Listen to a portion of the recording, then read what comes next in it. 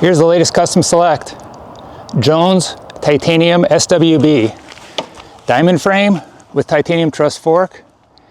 Jones C rims, carbon fiber rims that are 56 millimeters wide on the outside with a really thick sidewall. So you get a stable tire and a tough rim. I really like the build on this bike. It's basic and it's really kind of perfect for a lot of people. It's a build that I would build for myself. Let's see, we have a GX drivetrain and Avid BB7 mechanical brakes with everything you see here. It's just a good, simple build. Not much to say about it. You know, sometimes it's hard to talk about it because somebody will want me to define it exactly, that it's made for some specific thing. But this really could be for a lot of riding types. I'll just ride it.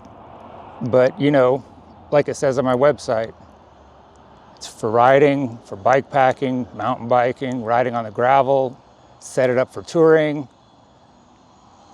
do some trials on it, ride around the world, ride at the PTA meeting, whatever. You can use it for work, use it for play, use it to keep yourself alive in this world and have something that you love to do that's good for you, and you can just go someplace while you're doing it, and it just happens the whole time.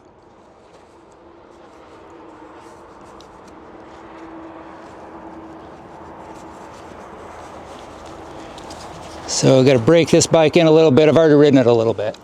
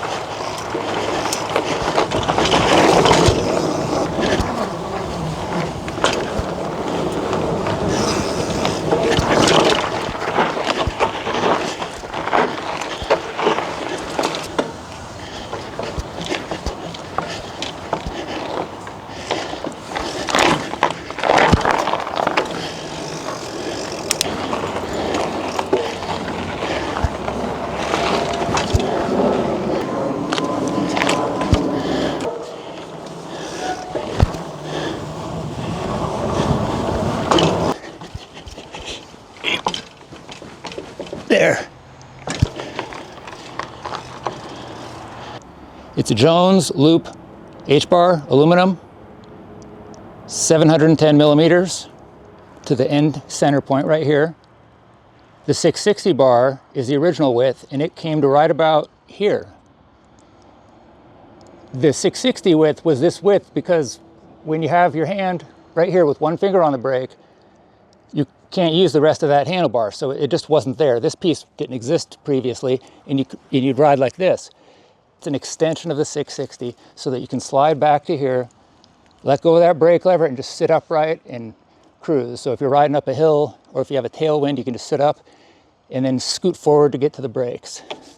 And the rest of the position, so from the control position, we'll start at the rear. You have the upright position on the 710, and then starting at the main control position at the rear on the 660 and the 710, and then 2-finger, 3-finger, 4-finger, you're shifting and stuff.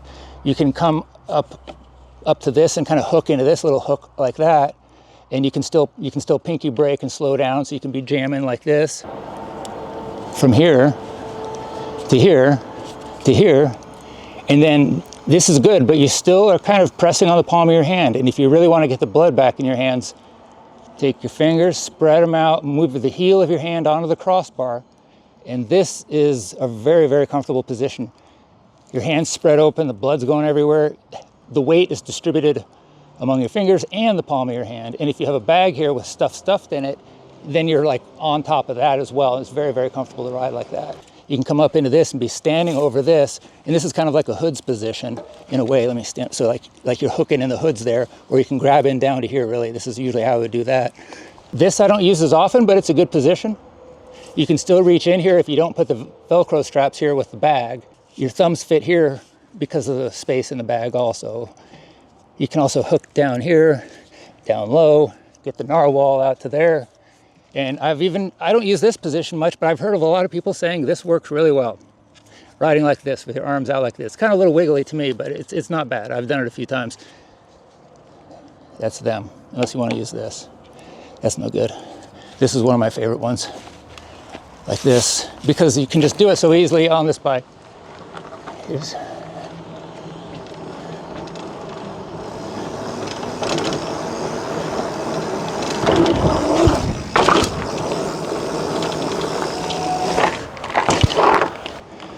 Titanium Truss fork, really stiff front to rear, super light.